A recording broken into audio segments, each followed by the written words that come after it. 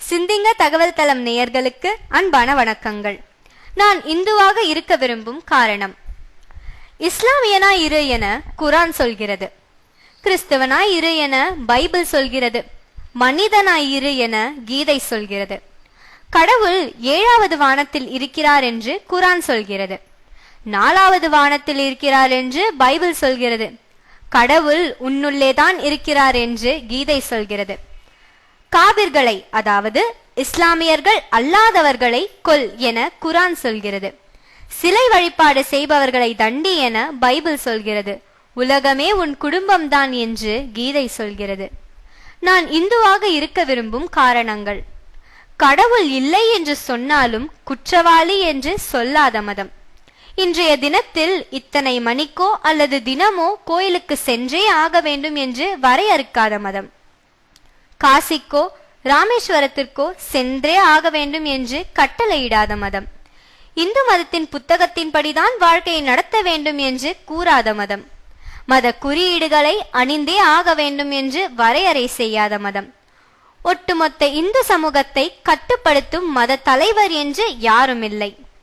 தவறு செய்தவன் சாமியாராக இருந்தாலும் முகத்தில் காரி உமிழும் தெளிவு உண்டு இந்துக்களுக்கு. இயற்கையாய் தோன்றியவற்றில் இழிபிறவி என்று எதுவும் இல்லை. மரமும் கடவுள், கல்லும் கடவுள், நீரும் கடவுள் கங்கை, காற்றும் கடவுள் வாயு, குரங்கும் கடவுள் அனுமன், நாயும் கடவுள் பைரவர், பன்றியும் கடவுள் வராகம். நீயும் கடவுள், நானும் கடவுள், பார்க்கும் ஒவ்வொன்றிலும் பரமாத்மா. எண்ணிலடங்கா வேதங்களை கொடுக்கும் மதம். 12 திருமுறைகள்.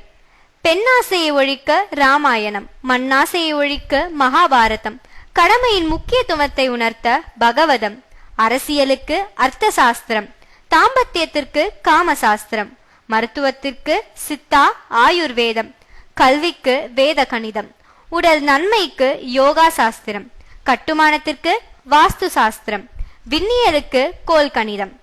யாரையும் கட்டுப்படுத்தியோ அல்லது போர் தொடுத்தோ பரப்பப்படாத மதம். கொன்று உண்ணலாம் என்ற உணவு முறையிலிருந்து கொல்லாமை, புலால் மறுத்தல், ஜீவகாருண்ய ஒழுக்கம் மற்றும் சைவ வரையறையை கொடுத்த மதம். இந்துக்களின் புனித நூல் என்று ஒரு நூலை குறிப்பிடுவது மிகவும் கடினம். ஏனெனில் பெற்றோர்கள் அணித்த அனைத்து நூலும் புனிதமாகவே கருதப்படுகின்றது. முக்தி எனப்படும் மரணமில்லா பெருவாழ்விற்கு வழிகாட்டும் மதம். சகிப்புத்தன்மையும் சமாதானத்தையும் போதிக்கும் மதம். கோயில் என்ற ஒன்றை கட்டி அதில் வாழ்க்கையின் தத்துவத்தையும் உலக இயக்கத்தின் ரகசியத்தையும் உலகிற்கு அளித்த புனித மதம். இன்னும் சொல்லிக்கொண்டே போகலாம்.